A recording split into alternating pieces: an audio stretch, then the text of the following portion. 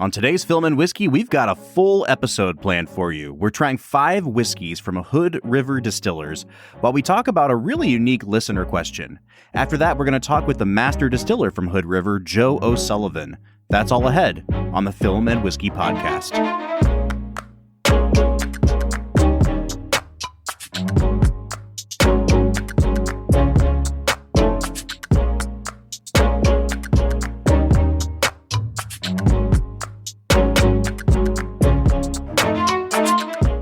Hey everybody, welcome into the Film and Whiskey podcast. I'm Bob Book.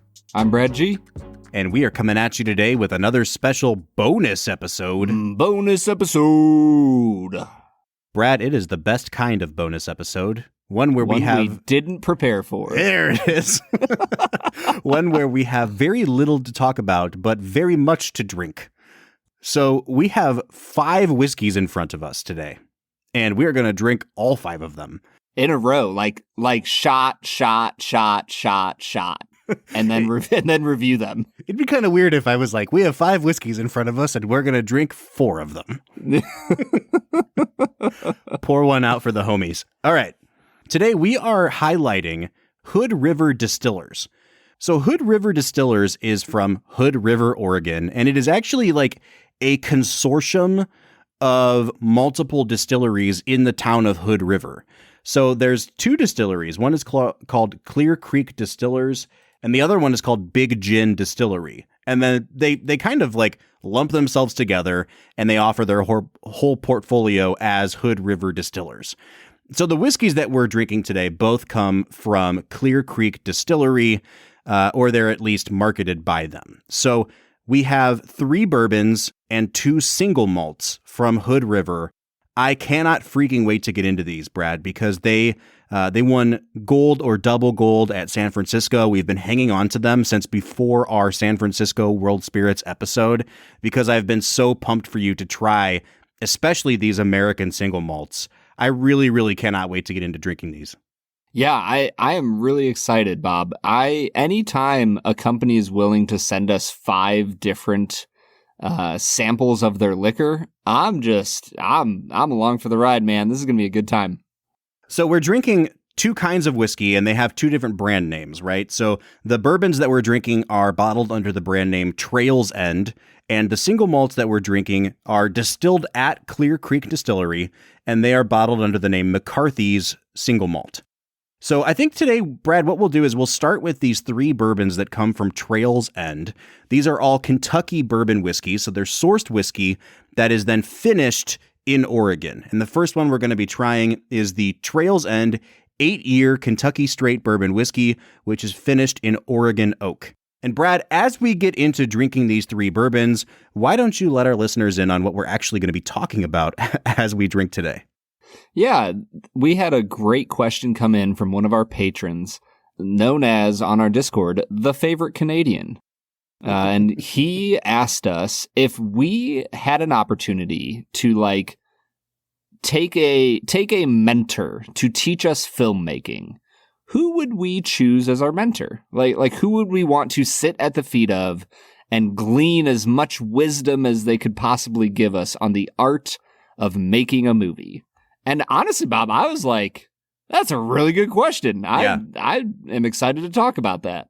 Well, and I think it says a lot about ourselves, even more than the filmmaker we choose, because, you could say Spielberg, you could say Scorsese, and they're 2 very different kinds of filmmakers. And I think in a lot of ways, when I think about myself making a movie, the first question I have is what am I really good at? And what do I think I could actually make well or do well as a director? And what would I really need coached at? And I think the part where I would really need coached is where I'd be thinking, okay, what filmmaker is really good at doing that thing and could teach me a lot about that? Yeah, so yeah, man, you're already at the peak at the things you're good at, so you just want to shore up some weaknesses as a filmmaker. Well, I mean, I think about Quentin Tarantino and how he was just an extensive movie nerd. All he did was watch movies all the time to the point where he developed this encyclopedic knowledge of movies. And I wonder, where did he go to finishing school? You know what I mean? How did he actually get the know-how of the technical side of things? Because the images were already in his head. And so that's kind of what I'm thinking about today is like, Yeah. if you're Tarantino, what are the things that you're already good at, Brad G, and what things would you need to actually get some hands-on training at? All right, so I will say that the question that came in from the favorite Canadian, it actually specified too that the filmmaker be somebody that we are profiling this season. So if you're not familiar with our podcast, or if this is your first time, this season of our show, we are looking at 3 to 4 films from a collection of different directors. And so we'll spend a few weeks with each director and then move on to the next one. Real quick, Brad, I'll just give a rundown of who our directors are for the season, and then we'll go from there. So first, we looked at 4 films from Steven Spielberg. We just wrapped up 3 weeks with Martin Scorsese. We are in the middle of 3 weeks with Edgar Wright. We're going to pivot to a series on Wes Anderson. Then we're throwing it way back to classic Hollywood with John Ford. We're going to look at 3 films from Rob Reiner before going back again to classic film with David Lean. We're bringing it back in time for the new Avatar movie to look at 4 movies from James Cameron. We're going to finish out our picks with the Coen brothers, and then we're offering 4 filmmakers to our listeners to pick for our final mini-series of the season. I will say, I think because those 4 filmmakers are up in the air, we probably shouldn't consider them unless you really want to, Brad. But yeah, no, we can leave them off. Yeah, I think we have 9 to choose from otherwise. And it's like, all right, if you really want to be like, no, I don't want to learn from the Coen brothers, I need to learn from Michael Mann instead. It's like, okay, dude. You know what I mean? Go for it. Right. Okay, so as we dwell on who we would learn at the feet of, let's get into this first whiskey from Trail's End. This is that 8-year finished in Oregon oak. Brad, what do you think of this one? Yeah, it's coming in at 90 proof, and you can kind of tell on the nose it's not an extremely hot whiskey. But yeah, honestly, this is like a really nice classic bourbon nose. There's some caramel, oak, vanilla, and then I got a little bit of like popcorn butter. Mm-hmm. And really liked the sweetness that's going on, but there's like a depth to the sweetness that is really impressive, and I really like. Yeah, I think that's a really good word for it with depth, because it's a very standard bourbon nose. There's really no peaks or valleys here. There's nothing interesting that makes you kind of cock your head to the side and say, I haven't smelled that before. It just smells like a really solid all-around bourbon, but then you can tell with the intensity of those aromas that this has been aged for longer. Even though it's been diluted down to 90 proof, the fact that this is an 8-year bourbon is really, really apparent in the glass. Yeah, and I think as you get into the palate and the taste, it's just really beautiful. There's some vanilla, there's caramel, there's citrus going on. I am really enjoying the palate. It's not like near the top tier of whiskey I've ever had. But man, is it impressive. Yeah, I'm kind of with you, man. I think that the nose was a little bit better on this one for me than the taste and the finish were. It's a little bit thin and it's a little bit too oaky for me. There's like some really almost bitter notes on this towards the end. And the alcohol actually really announces itself for me on the finish here. But overall, on the balance of things, I think, if we were scoring this out in the 4 categories, since we're not including price, I would say it's like an 8.5 on the nose, and then probably like 6 to 6.5 on all the other categories for me. It's a really solid place to start this tasting, but I'm a little more excited for the other 2 bourbons in this lineup than I was for this one. I'm just going to let you know, man, because we always score out of 50, I just kind of give these general scores out of 50 because that's easier for my brain to comprehend. The finish for me here had like a little bit of an oatmeal cookie vibe going on, and I was a pretty big fan of. If I had to score it out of 50, I'd probably be right around like a 33, 34 out of 50. It's just a really nice, solid expression of a classic bourbon. Yeah, that's exactly where I am. Like I'm at a 26.5 out of 40, and when you do all the math, I'm coming out to a 33 out of 50 on this. A good place to start, maybe just a hair below where we would start recommending it. But again, I think we're off to a really good start here, Brad. Yeah, I think so too. And I've been thinking as we've been talking about this directorial decision, can we just throw out Scorsese and Spielberg because of how famous they are? Can we keep this as a competition between everyone else? Oh, good question. Because I feel like there's a place where if you were given the opportunity genuinely to pick between all of these, and you didn't pick Scorsese or Spielberg, that like Scorsese would send a mafia hit on you, like no doubt. And Spielberg would go and make a movie about how sad he is regarding it. And True. It would just be terrible. True. So I like, does it feel like they would be an obvious pick for obvious reasons? So we can almost like set them to the side and be like, yep, you guys are special and beyond everyone else. And we're just going to choose from among the rest of the peasants. I think that's fair. But as we push them aside into the fiery furnace here, which one, if you had to pick one that would be like your go-to, who would you pick of those two? I think I would pick Spielberg. I do too. Because Scorsese, like, this is about to get into hot take territory. Hit the hot take button, Bob. I think that Scorsese is kind of a one-note director. No, come on, dude. That's not true. He always, in the sense that he always just has like a one big point he tries to make, and he hits you with it over the head in the final scene.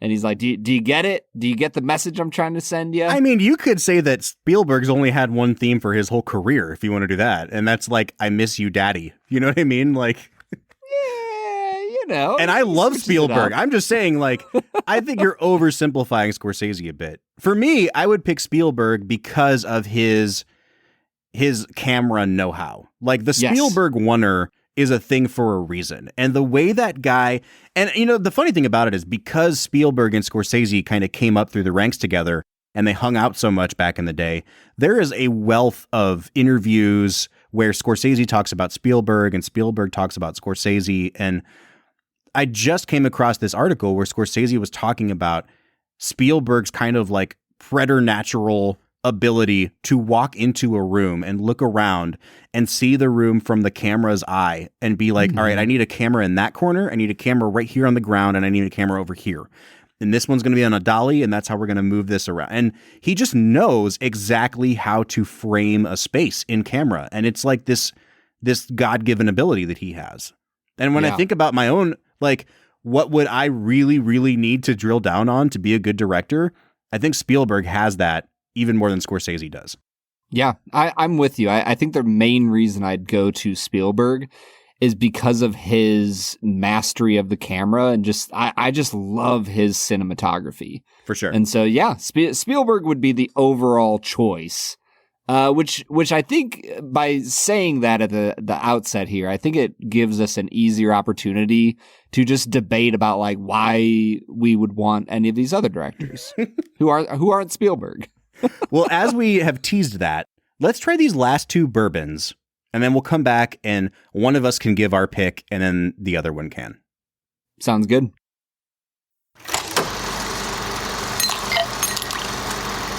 So the next one we're going to try is from Trail's End. It is also an 8-year bourbon. This one is finished in apple brandy barrels. Now, we've tried apple brandy finishes before, notably from Watershed Distillery here in Ohio.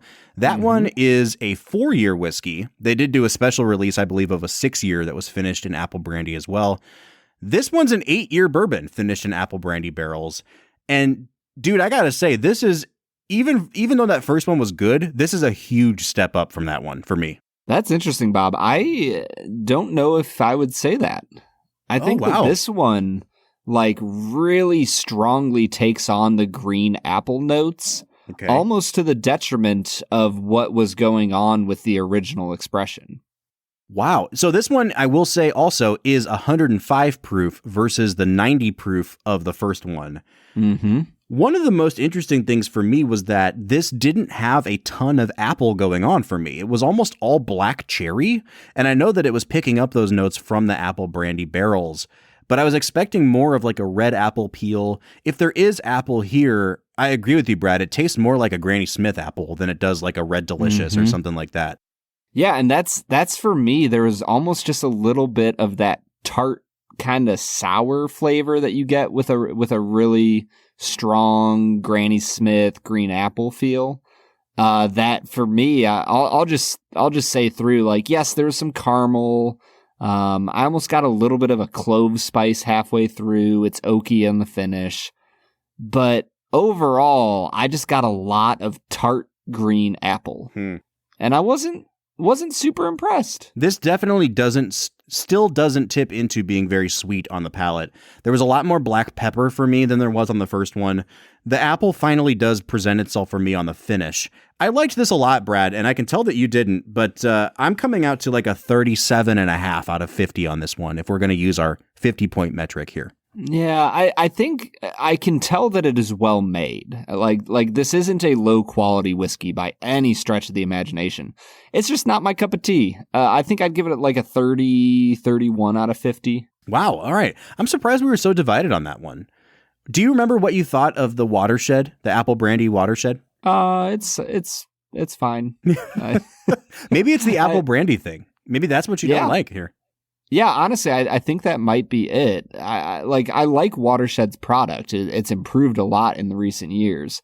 I think that apple brandy just gives it a little bit of a twist that I don't really enjoy. I totally get that. There's certain finishes on scotches that we try that every time we hit, whatever that spirit might be, I'm like, do we have to drink another one of those? Like, yep. I totally get it. Especially when you start getting into finished whiskey, there are definite flavor wheelhouses.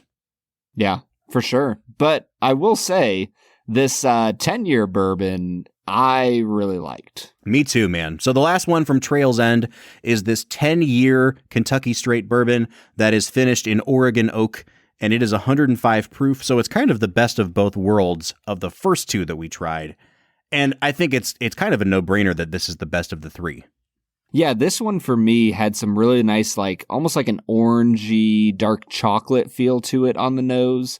Along with some caramel, and this one definitely gave me some brown sugar notes that I was like, oh, this is like rich. There's a little bit of citrus going on, some chocolate. I really enjoyed the nose on this. Yeah, me too, man. It has, again, that kind of standard bourbon nose, but the heat from that increased proof point is present, like even from the nosing on this, where you're like, oh, this is going to be like, I'm in the big boy leagues here now. Mm-hmm. Yep. And I really love it. It's just that bottling it at 105 proof, I think, was the best thing they could do here. If this was 90 proof, I think it really would have undercut a lot of the complexity that's going on here. Yeah, and I think that as you get into the taste and the finish here, man, there was some cheesecake going on. It was nice and creamy. There's orange. There's a little bit of mint happening for me. Yeah. And then on the back end, there's some caramel and oak. The minty orange flavors kind of mixed for me in the finish and got a little sour. Mm-hmm. And that's like the only negative note I had on it. But honestly, this was a really beautiful expression coming out of Trail's End and Hood River. I think I'd probably end up at like a 38, 39 out of 50 on this. That's about where I am too. And our notes are almost identical here. On the finish, I wrote, it's like bitter mint. It's almost a menthol kind of thing going on. For me, I was really shocked that it took on that minty quality. And then after I swallowed and kind of let it sit on my palate for about a minute, it almost had like a black licorice kind of thing going on too, which is neither of those are things we usually get on bourbons. I've heard us say both of those things before about ryes. So this is a very interesting, and I have to imagine it's the influence of that, the Oregon oak casks that they're finishing this in, because it has an almost like woodsy, piney thing going on to it as well. I really like this. I would highly recommend this one. Yeah. And I'll just say this for a second, just so everybody knows, if you didn't know this already, Bob and I live 2 hours apart. We do not drink the whiskey together except on very rare, wonderful occasions. And it's like super affirming as a whiskey taster to hear somebody else be like, yep, I got the exact same thing. Yeah. There's that little party that's like, ooh, man, I'm doing this right. I don't have imposter syndrome as much. Yeah, it's helpful. All right, man. Do you want to go first answering this big glaring question here? Yeah, I've been kind of browsing the rest of our directors. There's a part of me that wants to say I really like Bridge on the River Kwai. I know how famous Lawrence of Arabia is, and you've been raving about Brief Encounter. There's part of me that wants to go really old school with David Lean. But there's part of me that wants to go with Rob Reiner. Like, he, to me, feels like he's a chameleon. He can do almost anything. Like, he goes, Princess Bride into A Few Good Men. Like, that's just crazy to me. I don't think I would want to learn from Wes Anderson. Like, he's just unique and odd, and it would be a fascinating time, I have no doubt, to hang out with him. The Coen brothers are just dark, and I think I might, just have an existential crisis if I hung out with them for too long. Bob, I'm kind of between Edgar Wright and David Lean, which might be the two, furthest ends of the spectrum of what we are watching this season. It's like extreme patience versus extreme hyperactivity. Yeah. And maybe that's why I'm drawn to both of them, is because they're so different. I don't know. You give me your thoughts between the two, and maybe then I'll make my decision. This is really hard to do without having watched all the movies yet, Yeah. I think for me, I would probably lean towards Lean, and that's Lean squared. And that's partially because, again, David Lean didn't have the visual effects elements that we have now, and so you watch Bridge on the River Kwai, and it's all real extras doing this stuff. And same thing with Lawrence of Arabia. The scale of what David Lean did is incredible. And Lawrence of Arabia is the most beautiful movie I've ever seen in terms of the cinematography. I cannot wait for you to watch that movie. Edgar Wright's movies are, and this is not a knock against him, I think in a lot of ways they're made in the edit. You know what I mean? The editing of those movies is so vital to the way those movies work. And that is a reflection of Edgar Wright, too. He's really, really good at knowing exactly what kind of rhythm his movies should have. And that's especially true with Baby Driver. Everything's happening on the beat to the music in Baby Driver. So they're very different kinds of filmmakers, but I think if you're trying to get how to make a movie with a camera and nothing else, David Lean is your guy. I think I'm with you, man. I think I'd go with David Lean. I do love the way you talk about the rhythm of Edgar Wright. I think he is one of the greatest rhythmic directors that I've ever watched. And if I wanted to learn more about post-production, I think I would choose Edgar Wright. But man, I know almost nothing about making a movie. And so I think I'm with you, man. David Lean is my choice. All right, man. Let's go ahead and drink these two single malts. And then we'll come back and we'll talk about my pick, because I still haven't decided yet. So I need time to hem and haw. I love the way you said that. We'll just come back and talk about whatever I want to do. It almost had a little bit of a Christopher Walken vibe to it. I got a fever. And the only prescription is more whiskey. I've been carrying this gold watch. All right. So the first of these two single malts from the brand called McCarthy's is the McCarthy's pot distilled whiskey. This is aged for 3 years in Oregon oak, distilled at Clear Creek Distillery in Hood River. Man, this thing... Go ahead. Can I just say that, Americans are idiots? Our flagship version of whiskey takes 8 to 10 to 12 years to make. And I know that scotches are all 16 and up. But the fact that they can make this pot still whiskey in 3 years and it's so damn good. Yeah, dude. I'm you can make scotch that's really young and it's phenomenal. You can make scotch that's really old and it's phenomenal. And they just have something over on us, I think. I agree. I agree. And scotch isn't even my favorite kind of whiskey, but then I drink this American single malt and I'm you can't make a 3-year bourbon that tastes this good. You just can't. No, you can't, man. It's crazy. All right, so I have been waiting for you to try these for months now, and I've been hyping them up and then kind of just letting it die on the vine a little bit because I don't want to overhype you. But I haven't heard what you think of these. So let's talk about the 3-year one first. I really want to hear your thoughts, Brad. Yeah, this one comes in at 85 proof. The nose is you get a lot of that malted barley. You get some sweet orange, some fresh parsley. And then you move into the palate. For me, it was the first whiskey I've ever had where I like took a sip and was like, oh, carrot. Huh. Like there was some vegetal flavoring going on, but I immediately was like, yep, that's carrot. I don't know why, but it's carrot. Interesting. And then on the finish, I got some like sweet mint and barley. My overall experience, this is going to get a little ethereal here, Bob. It was just a really like calm, soothing, refreshing experience of a whiskey.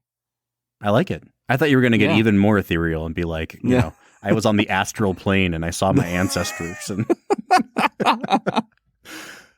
one of the things I love about single malts is that they can bottle something at 85 proof and it has a punch to the alcohol and it is deep and complex and it doesn't seem like they're cutting corners.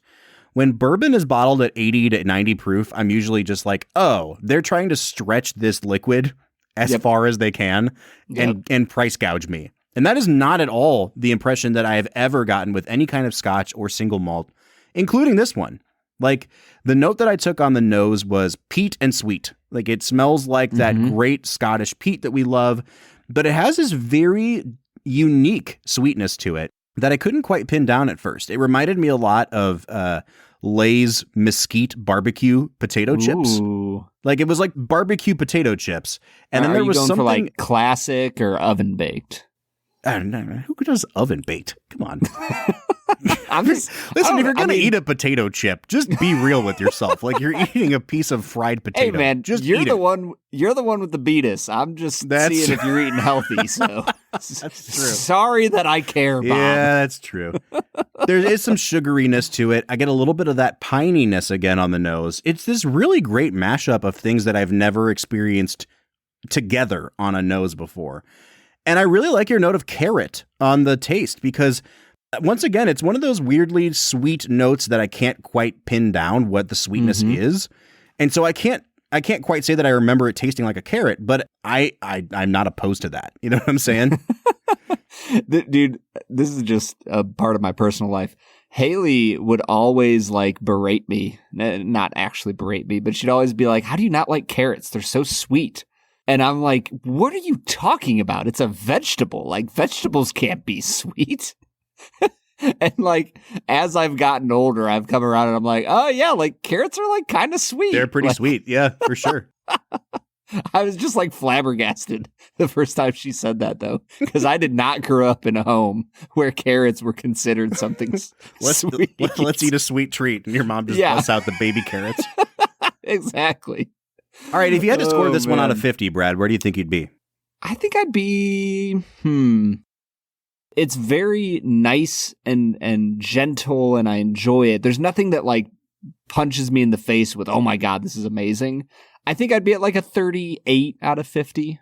Yeah, I'm really close to you. I think I'd be right around a 40. Like this is really, really good. I think I might be just a bit overinflating how good it is because it's an American single malt. And I haven't had a lot of American single malts that I thought were anything more than very good. Yeah. But this is really unique. And I think this is the kind of thing that like, is it as good as my favorite scotches? Probably not. But it's something that I would take to that tasting and say like, this is what can be unique about American single malt. Yep. Yeah, I am with you 100%. And then you jump into this 6-year single malt from McCarthy's that is 100 proof. And Bob, like, jumping up on the proof point here was a phenomenal choice, in my opinion. Absolutely, man. The nose is interesting again to me because I got a note that I've never gotten before. And again, I feel like I need to preface it because this is going to sound like a negative thing. I think sometimes you just, like, you pick out notes and you're not saying that it smells bad. You're just trying to be accurate with like what it reflects back to you. And that has nothing to do with how the thing tastes. I got a whiff of like fresh out of the box plastic. You know what I mean? Like when you like if you've ever built anything for your toddler that comes from like Little Tikes or something, and you just like crack open the box and it has that like fresh off the assembly line, full of BPA plastic. Like that's going on here for me. You know what I learned the other day, Bob? What's that? Little Tikes, headquartered in Hudson, Ohio. Yeah. I had literally no idea. I also didn't know that they put their plastic into whiskey. So good on Hood River. The for microplastics are everywhere, man. Yeah, I love getting into the whiskey world because you have moments like that where if you're talking to non-whiskey drinkers, you're like, no, I promise. It tastes like plastic and it's a good thing. And they're like, oh, you're an alcoholic. Got it. Yeah, because like in the end, Bob, I think what you're describing is not necessarily the fact that plastic tastes good. It's that there are good memories associated with like opening up things that are made of plastic. Yeah, I mean, it's like... Does that make sense? Yes. Like, and again, it was more on the nose than the taste. I didn't get it on the taste, but like, yeah, people love the smell of old books. People love the smell of pipe tobacco. People love the smell of gasoline. That doesn't mean that you want to consume those things. Right. But just to say like, oh, this has like that note of gasoline on it. I understand that it would turn you off from wanting to drink it, but that doesn't mean it's a poorly made whiskey. In fact, I think it's actually a really interesting thing because you never get that on whiskeys. Yeah, I think that this 6 year, for me, it had like some caramel apple things going on, but with like a lot more apple than caramel. And then like getting into the palate, there's that apple going on with like some mint and dill and all sorts of just really nice seasoning type of flavors. And then the finish just sat on my palate for a really long time. I think that's where those extra proof points kind of chilled for a while, was on the finish. Yeah. Man, this is a really complex whiskey compared to the 3 year, and I liked the 3 year. I'm probably coming out at like a 43 out of 50. Yeah, I'm definitely at least a 40 on this one. And I think the lineup of all five was really, really great to me. I think the lowest I came out on any of them was the very first 8-year bourbon we tried, which I still think I'd be above a 30 on. So Hood River, like, I cannot say thank you enough because, Brad, I don't think you've actually seen the full-sized bottles that they've sent us. But, I mean, next time we get together, I'm going to have to bring a bottle down and we're going to have to, like, drink copious amounts of this stuff because I have so much whiskey from them in my house right now. But all of it's good. And that's part of why I wanted to devote a whole episode to them, because it's very rare that we get this many samples from a distillery, and they're all, I mean, at least unique, but all actually good. Yeah. No, you can tell that Hood River is putting out some wildly good whiskey that is really made at a high quality. And I'm just super thankful that they sent it out. So Hood River, you're killing it out there. Keep up the great work, and we are going to continue to be your biggest fans. Absolutely. All right, man, let's finish this conversation out. As I look over this list, I think that there is one clear choice. Since we've ruled out Scorsese and we've ruled out Spielberg, and that to me is James Cameron, who is a director that really I don't think gets the credit he deserves as a director. And no matter how many YouTube videos people watch where you know, Patrick Willems or whoever says James Cameron is a genius, people just don't give him that credit. And I go back and watch a movie like Titanic every now and then, and I'm like, how do people come away from Titanic such a simplistic reading of, oh, this is a movie with 2 movie stars and it's a big budget disaster movie and it's nothing more than that? Because that movie is so expertly crafted and there is so much technical know-how going on behind that camera that I'm like, I don't understand how James Cameron isn't revered in the same breath as someone like Spielberg sometimes. And I think for me, the thing that links the two of them together is that they both started out making horror movies. And because they're so good at knowing what truly terrifies audiences, they can leverage that and they can make a suspenseful movie. They can make a rousing adventure picture.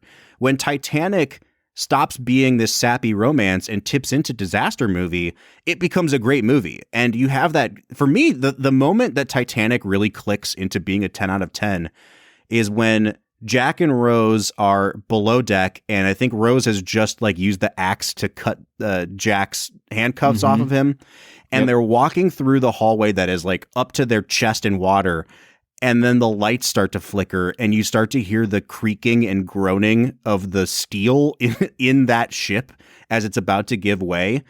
And that's the moment where, for me, everything just turns into like, oh crap, this is about to get really, really bad. And there are very few filmmakers who can work on the scale of a David Lean, but with the suspense and the horror elements of a Hitchcock or a Spielberg.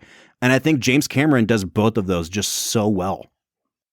Yeah, honestly, Bob, I completely dismissed James Cameron from the list. Like, he's just not somebody I'm interested in learning movies from. And you've talked him up so many times. And, we've done Alien and Titanic on the podcast, both movies that I really liked. But for some reason, he just has never struck me as a director that I'm like, oh, yeah, top tier, A-list type of director. So I'm curious to get into his movies. Yeah. I'm excited to watch Terminator and T2 and definitely excited for Avatar. Well, if I can correct you in real time, we watched Alien, but that's a Ridley Scott movie.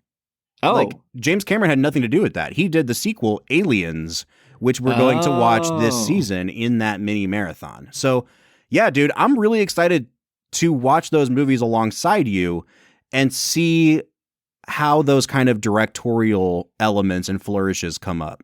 So what a great question. This makes me even more excited to continue on this season 6 journey with you. Yeah, super pumped for it, man. But until then, go out and buy yourself some Hood River whiskey because they're just knocking it out of the park.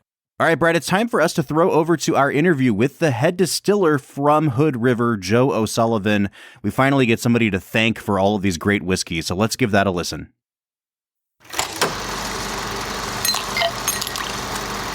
All right, Brad, we're here joined by Joe O'Sullivan, who is the master distiller for Hood River Distillers. Joe, we have just finished drinking through 5 different whiskeys made by your company. So first of all, thank you for the buzz. It's been a really good one. But on top of that, man, we tried these as we were planning out the episode and just kind of said we have to get somebody from the distillery on to talk with us because we need someone to heap praise upon. And Brad, I don't think that I'm out of line here saying, especially these 2 single malts are probably the best American single malts we've ever had on the show.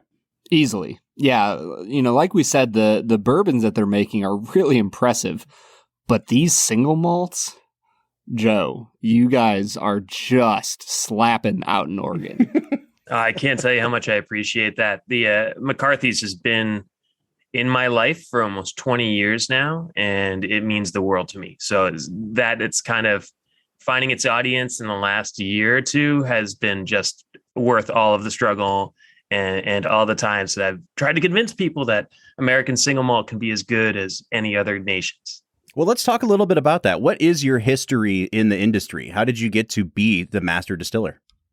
Luck. I think everyone forgets that that's the key to success is just luck and being in the right place, right time. I'm from Massachusetts. And I was traveling around the country, living in different places. Boise, Idaho wasn't for me. And then we moved out, me and the woman I was seeing at the time, we moved out to Portland in 2004. And I needed a job. And I had some carpentry experience. I have a science degree, but I wasn't really looking to try to make money off that right away. It usually takes some time to find those jobs. So I was just looking for a job hammering nails, basically. And knocked on a door, and this very ornery, tall, skinny giant named Steve McCarthy answered the door, and he said, "This is Clear Creek Distillery. Drop off your application." And I for a moment, I thought, well, this will be fun, and it'll be kind of an interesting resume patter, and I'll do this for a little while and see what happens. Yeah. But he hired me on in 2005 as a guy who could fix barrels, as he said. I don't really care about your biology degree. I can see that you can swing a hammer, and that's all that matters to me, because Steve was a fantastic distiller. He's retired now. Steve was a fantastic distiller, but he was a terrible, terrible cooper. We still have some of his barrels that he tried to put back together again after repairs, and they're comically all over the place. So I lied to him and told him I knew how to fix barrels, and I've been working as a distiller ever since. Man, what a story. So Here's the thing. When we first started trying to research out McCarthy's a little bit, I'm going to be honest, we hadn't really heard of McCarthy's until San Francisco happened and you guys won double gold there. And that immediately put you on our radar. And I started looking for, okay, where's McCarthy's located? And come to find out, okay, it's a brand name that is attached to Hood River Distillers. All right, well, let me look up Hood River Distillers. And then I find out that Hood River Distillers is actually multiple distilleries that kind of seems to be working together as like a consortium. Can you break that down a little bit for me? Yeah. So it's a really interesting history. Hood River Distillers was started in 1934 by a couple of families out here in Hood River. And it was the first distillery post-Prohibition. And for the very beginning of their history, they were making really interesting apple and fruit brandies from the Pacific Northwest. But once cold storage came into play, their resource of cheap apples kind of diminished. And as a result, they moved into value branded products. And they're largely known across the Northwest for their Hood River vodka. So if you talk to anybody in the Northwest and you say HRD vodka, they're going to tell you the story of the worst night of their life, but they'll have the biggest smile on their face. And I really embrace that sort of history because that to me is amazing that you can give people that number many people, that many stories. But in the 2000s, they started looking at returning to their roots. And Clear Creek Distillery, which started in 1985, started in Portland, Oregon as the third craft distillery in America. It was Germain Robin, St. George, and Clear Creek. Wow. It was founded by Steve McCarthy. Okay. And Steve was looking to retire. His daughter, she's a biologist and she didn't really want to leave her career. So they sold the business, or Steve sold the business to Ron Dodge, who owns Hood River Distillers. And we've been working for and with them ever since. In the meantime, they've picked up what used to be known as Captive Spirits and is now known as Big Gin Distillery in Seattle. And there's some minor associations with a few other distilleries across the Northwest. But it's essentially what you said. It's a group of craft distillers plus this flagship larger value brand that we're all working together. And what's really neat about it is that it's still owned by a small family here in Hood River. It's still owned by the Dodge family, and they all work in the company. They all are very dedicated to the brands, and it has a very small feel. And so while we may be on paper what is thought of as the largest distillery in the Northwest, we actually have some of the smallest amount of capital when it comes to some of the other brands in the Northwest, because we're not attached to any of the big Diageos or Proximos or any of those larger corporations. Yeah. It's still just small and family owned. Yeah. And it seems like with, like you said, you don't have the capital of the capital B billion-dollar industry in a sense. There's a place where you want to focus on what you really care about, right? And so I think that you can kind of see that a little bit in just where you guys are making your whiskey. And, we're sourcing some bourbon and doing stuff with it and making a good product. But you guys are like 100% from the start making your own single malt. And I think that's like a pretty cool deal. Like, what do you think caused you to focus on the area of an American single malt? Well, it's really interesting because McCarthy's single malt was a Clear Creek brand initially. And since then, we all have to be aware that all of this is Hood River Distillers. It took a couple of years, I think, for us to find ourselves within the family. But I was talking to one of the marketing leads this morning and saying, really feels like we're all together now and how great that is. And McCarthy's wasn't started by Hood River Distillers, but was started by Clear Creek in the pre-Hood River Distillers days. And it was really on this. So Steve McCarthy went to Ireland, and I don't know what he was expecting, but he was surprised to find it was raining.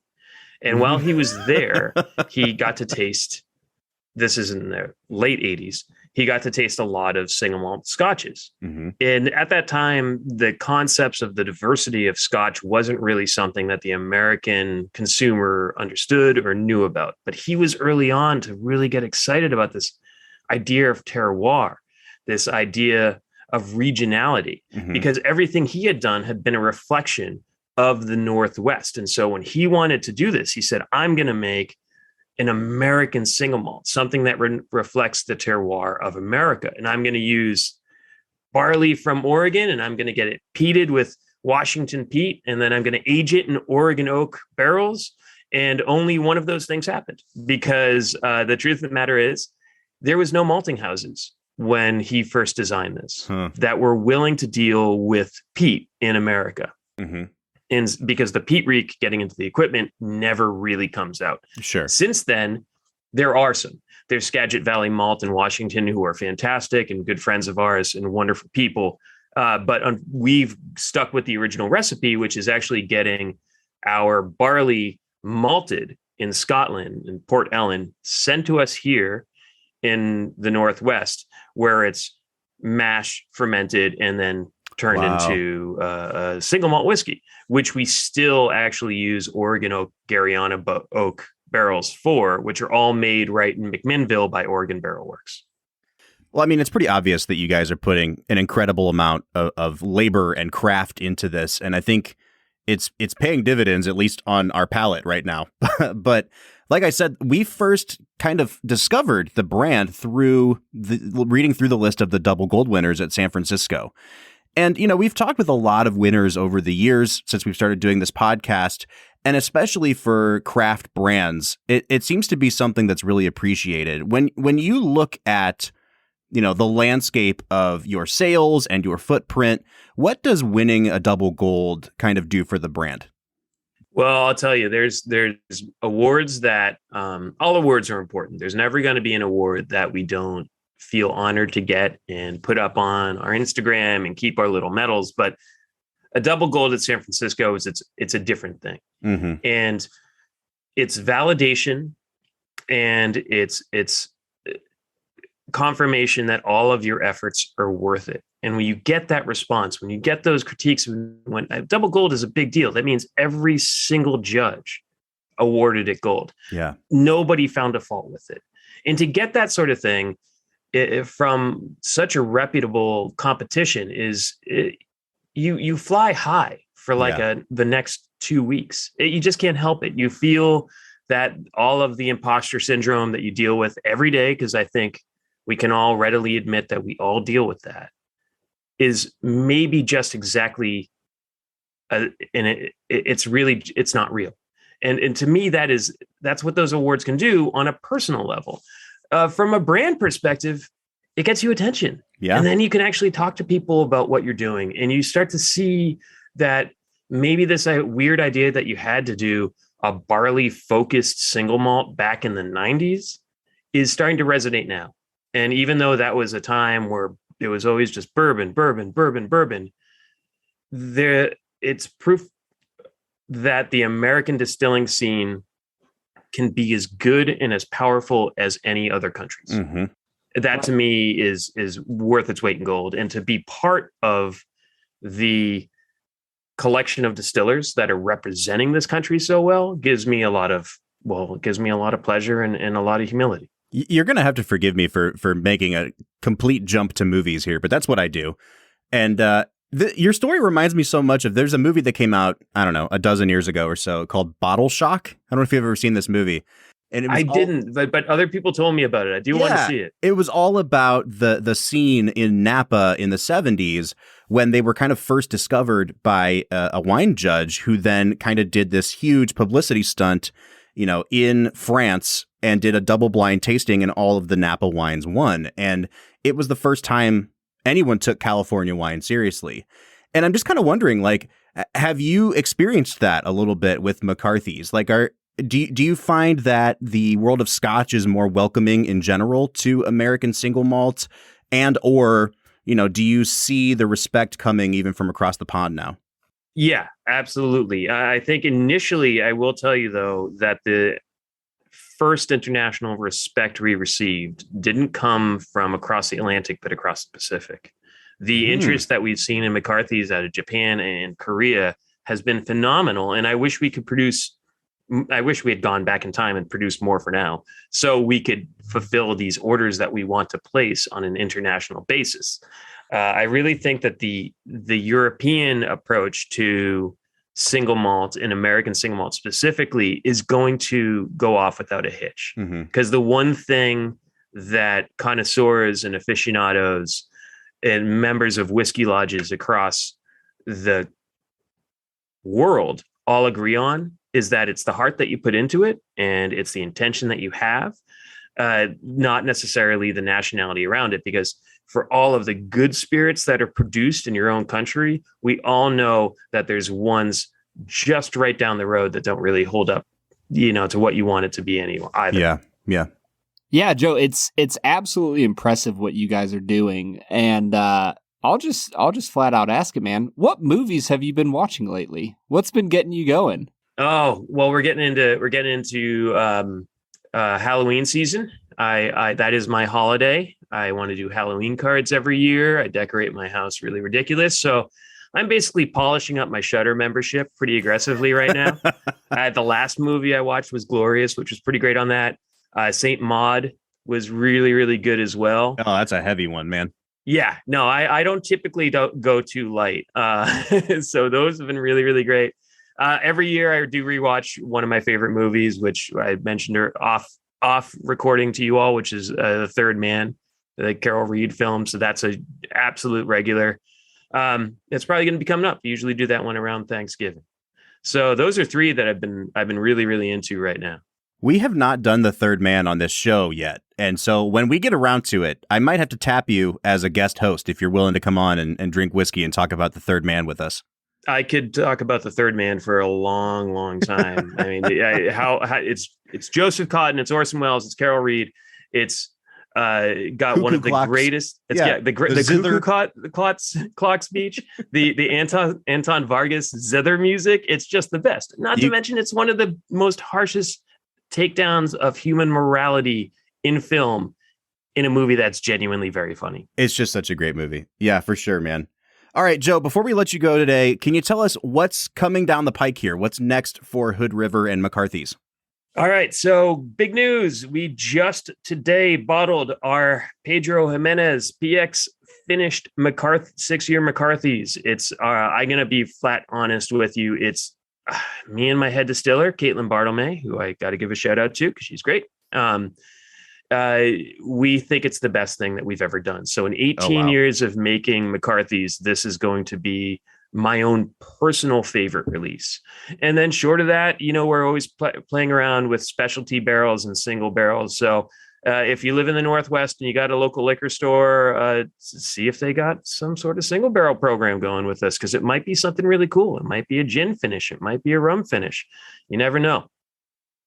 Joe, we cannot thank you enough, man. And I mean it when we say Brad and I have been raving about this stuff to each other. We'll just send texts at random times of day and say, hey, remember that 6-year McCarthy's we just had? Dude, constantly. It's so good. And, it's not often that we meet someone and then 15 minutes later are inviting them to guest host on the show. But listen, if your knowledge of The Third Man is anywhere near your knowledge of how to make single malt, you are welcome back anytime on this show. At all points. I think my knowledge of Graham Greene novels and films based on his stories is even bigger than my knowledge of single malt. So yeah, have me on. I love it. All right, and come by the distillery if you guys are ever in town. I'll tell you what, man. You ever want to fly us out? We're game. We're all right. We will always ready. Come. Oh yeah, I got that in my budget. Absolutely. All right, everybody. This has been Joe O'Sullivan from Hood River Distillers. We will be back on Monday with another regularly scheduled episode. But until then, I'm Bob Book. I'm Brad G. And we'll see you next time.